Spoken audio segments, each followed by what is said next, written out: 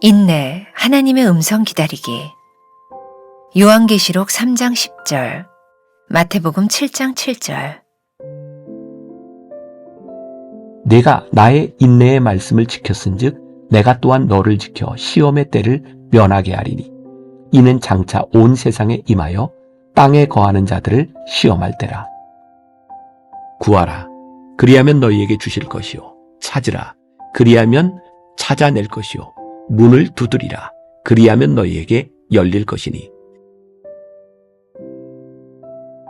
인내는 단순히 견디는 것이 아닙니다. 분명한 목표를 가지고 참아낸다는 데서 지구력과 구별됩니다. 오래 참는 것이 성도의 미덕임은 분명하지만 이유와 목적을 알고 인내해야 합니다. 하나님은 인내의 과정을 통해 나에게 이루실 일이 있습니다. 하나님의 약속과 뜻을 듣고 믿고 신실하게 이루어 가실 하나님을 의지할 때 우리는 끝까지 기쁨으로 인내할 수 있습니다. 인간은 현상과 정서적인 반응에 좌우되기 쉽습니다. 시류와 대세에 편승하여 같은 흐름을 타지 않을 때 우리는 불안을 느낍니다. 사람들의 조언과 반응에 흔들리기 쉽습니다. 안전과 안정에 대한 욕구는 끊임없이 우리를 무언가 하도록 몰아갑니다. 시시각각 변해가는 정치, 경제, 사회 현상은 끊임없는 변화를 촉구합니다. 인내는 이러한 상황에서도 선하신 주님을 믿고 그분의 손에 나를 맡기는 것입니다. 오래 지속되는 광야의 시간, 메마름과 어두운 밤에도 하나님과 함께 그 과정을 지나는 것입니다. 하나님의 구원과 지도하심에 귀 기울이며 그분에게서 모든 것을 구하고 찾을 때 인내의 열매가 맺힙니다. 인내는 예수 그리스도와의 관계 속으로 들어가는 것입니다. 욥은 그분이 나를 죽이신다고 해도 나는 여전히 주를 기다릴 것이라고 고백합니다. 욥은 섣불리 의미를 부여하거나 서둘러 결론 내리지 않습니다. 하나님이 나타나실 때까지 오래 참고 하나님의 음성을 기다립니다. 그럼에도 인내는 연약한 자의 수동적인 반응이 아닙니다. 상황에 대한 나의 판단과 정서적 반응을 멈추되 하나님을 기다리는 것입니다. 하나님이 말씀하실 때 음성대로 즉각 힘써 순종하는 능동적 반응이 인내 안에 포함되어 있습니다. 나는 인내의 열매를 맺고 있습니까? 나는 지금 무엇을 기다리고 있습니까? 단순히 견딥니까? 하나님의 음성을 구합니까? 오늘은 6월 8일입니다. 성령의 열매 중 인내. 인내는 하나님의 음성을 기다리는 것이다. 이런 주제로 말씀을 나누려고 합니다. 제가 매일 똑같은 말을 반복하고 있네요. 우리들이 함께 나누고 있는 성령의 열매 9가지는 동일선상에서 열리는 그런 열매가 아니라 사랑의 열매를 맺은 우리들에게서 나타나는 파생적인 그런 열매다. 그러니까 이 인내라고 하는 것도 하나님의 사랑과 아주 밀접하게 연결되어 있다고 하는 것을 우리들이 깨닫게 되죠. 인내는 사실은 소망과 연결이 되어 있는 거예요. 성경에서 이야기하고 있는 인내란, 성령의 열매로서의 인내란 그냥 참고 견디는 것이 아니에요. 그래서 오늘 하나님의 숨결 첫 번째 문장도 이렇게 시작을 하고 있죠. 인내는 단순히 견디는 것이 아닙니다. 단순히 견디는 것은 참는 거예요. 그런데 우리 안에 성령의 열매로서의 인내가 있다고 하는 것은 하나님의 사랑이 우리 가운데 있음으로 인하여 하나님의 사랑이 우리로 하여금 소망으로 이끌어주는 거예요. 그 소망 때문에 우리들이 인내할 수 있을 때 이 인내는 단순한 참음이 아니라 성령의 열매로서의 인내라는 거죠. 자, 인내라고 말을 하면 여러분들에게는 어떤 이미지가 생각나나요? 참는 것. 그러니까 어떻게 보면 우리의 삶에서 내가 참아야 한다라고 하는 것이 굉장히 우리들의 삶을 수동적으로 만들어주는 것 같아요. 그래, 내가 참아야지. 얼마나 수동적이에요? 그런데 성령의 열매로서의 인내라고 하는 것은 수동적이 아니라 굉장히 능동적인 삶의 모습, 그러니까 성령의 열매를 맺어가는 아주 역동적인 모습이 인내라는 거예요. 성령의 열매로서의 인내는 어쩔 수 없이 우리들의 삶에 일어나는 것이 아니라 우리들이 하나님의 사랑을 깨닫고 나니, 우리들의 삶에 소망이 생기고 나니 적극적으로 내가 할 수 있는 그 일이 인내로구나. 굉장히 멋있죠? 인내라는 말이 우리들의 인생의 수동적인 것이 아니라 가장 적극적인 행동의 하나가 인내라는 것이죠. 몇 년 전 제가 오스왈드 챔버스의 주님은 나의 최고봉 묵상을 하면서 믿음의 인내라는 부분을 가지고 함께 나누었던 적이 있어요. 욥기 13장 15절에 보면 그분이 나를 죽이신다고 해도 나는 여전히 주를 기다릴 것입니다. 오스왈드 챔버스가 그 욥기를 인용해서 믿음의 인내에 대해서 이야기를 하고 있는데, 오스왈드 챔버스가 이 욥기에 대하여 이런 설명을 하고 있어요. 욥은 자신에게 최악의 일들이 생겼음에도 불구하고 하나님의 진실하심을 느꼈고 자신 역시 진실했다. 그는 자신이 당하는 고난에 대해 지금 나는 뭔가를 잘못해서 벌을 받고 있어 라거나 지금 나는 더 완벽해지려고 고난을 받고 있는 거야 라는 식으로 말하지 않았다. 욥의 친구들은 그를 가리켜 위선자라고 비난했다.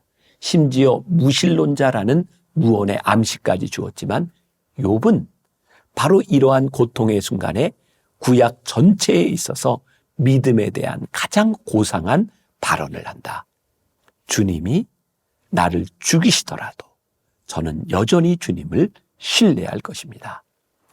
자네들이 하나님에 대해 잘못된 말을 할지라도 나 역시 그분에 대해 다 설명할 수 없을지라도 심지어 그분이 나를 죽이실지라도 나는 여전히 그분이 진실하신 분임을 신뢰할 것이라네.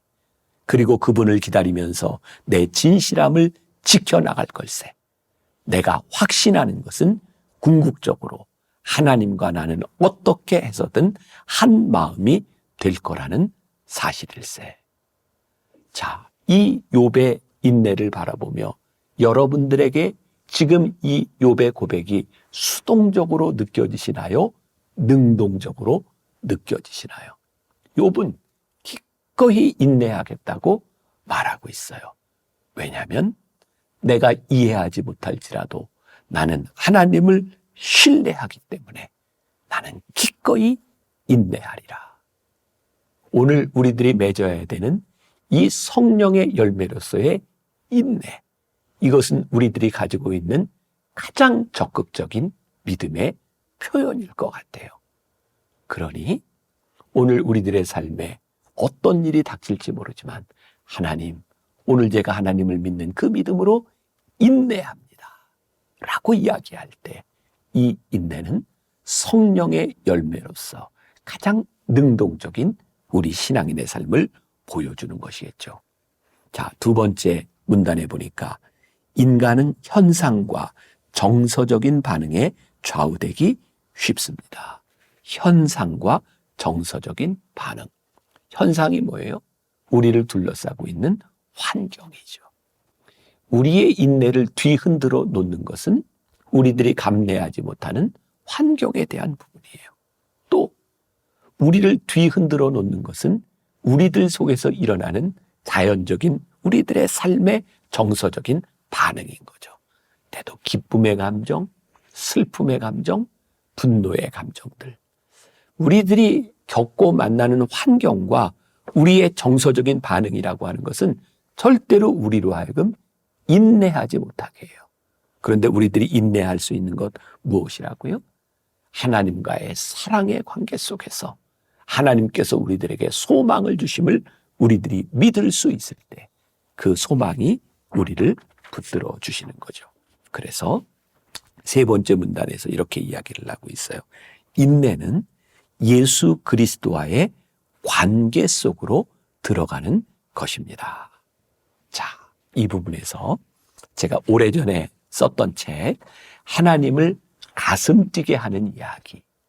저는 이 책을 썼을 때도 이 제목을 제가 이렇게 잡으면서 저 스스로 참 멋진 제목이라는 생각을 했어요. 하나님을 가슴 뛰게 하는 이야기.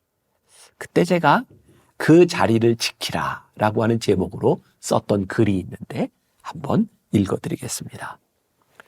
당신은 세상의 기준을 따라가는 사람인가? 아니면 이 세상에서 삶의 기준을 만들어내는 사람인가? 크리스천은 유행을 따라가는 사람들이 아니라 삶의 패턴을 만들어가는 사람이 되어야 한다. 역사를 보라. 나치 시대에 가장 영향력 있는 인물을 들라면 누구도 주저하지 않고 디트리 본헤퍼라는 젊은 학자를 꼽을 것이다. 당시 많은 신학자가 나치의 핍박을 피해 미국으로 도망갔고, 하지만 본헤퍼는 독일에서 의로운 싸움을 하다 교도소에서 사형을 당했다. 그는 아주 짧은 생애를 살았지만 그의 사상과 삶은 많은 사람에게 본보기가 되었다. 어떤 분이 그런 이야기를 했다. 6.25 전쟁 때 수백만의 사람들이 남쪽으로 피난을 왔다. 그 중에는 크리스천이 아주 많았다. 만일 그들이 아무리 힘들어도 죽음을 각오하고 그 자리를 지켰더라면 오늘날 북한이 이런 어려움을 겪지 않을 수도 있지 않았겠느냐는 말이다.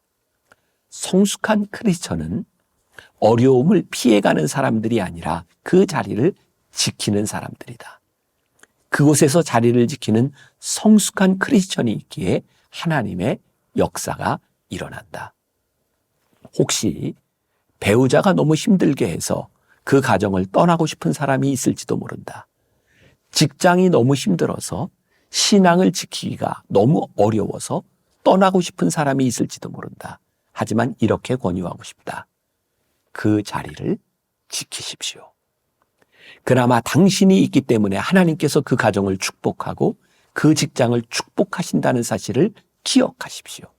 좀 괴롭더라도 그리스도인으로서 그 자리를 지키는 믿음이 필요하다. 성경을 유심히 보라. 아브라함은 고향을 떠나서 나그네로 살았다. 이방 땅에서 말이다. 아브라함이 이사를 하면서 전도했다는 말이 없다. 하지만 그가 하나님의 사람인 것을 주변 사람들이 다 알았다. 그는 가는 곳마다 제사를 지내고 경건하게 살았기 때문이다. 이삭의 삶도 마찬가지였다. 그는 우물을 파서 물이 나올 때마다 이웃들에게 빼앗겼다. 하지만 그가 양보하고 떠나고 또 다른 곳에서 하나님의 축복을 받는 것을 보면서 결국에는 이삭이 하나님의 사람인 것이 드러났다. 야곱을 보라. 그가 집을 떠나 하란에서 외삼촌과 함께 살아야 했던 때 그곳의 사람들이 우상을 섬기고 있었음에도 야곱 때문에 그 가정이 축복을 받았다. 요셉을 보라.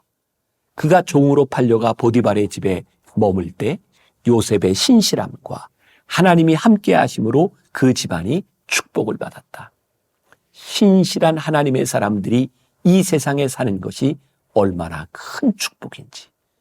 우리가 하나님을 전하지 않아도 그들이 우리의 삶을 통해 하나님이 살아계시고 살아계신 하나님이 우리와 함께 계시다는 것을 증거할 수 있는 것이 참다운 신앙인의 모습이 아니겠는가. 이것이 자기 삶을 통해 그리스도를 비추는 사람들의 삶이 아니겠는가. 믿는 자의 가장 적극적인 행동, 우리들이 주어진 그 자리에서 소망을 가지고 하나님을 믿는 그 믿음 안에서 우리를 사랑하시는 그 하나님의 사랑을 믿고 그 자리를 지키는 것이야말로 우리 신앙인들에게 가장 적극적인 행동이다. 인내. 오늘 여러분들의 삶에서 그 인내의 열매를 맺는 하루가 되시기를 주님의 이름으로 간절히 축원합니다. 기도하겠습니다.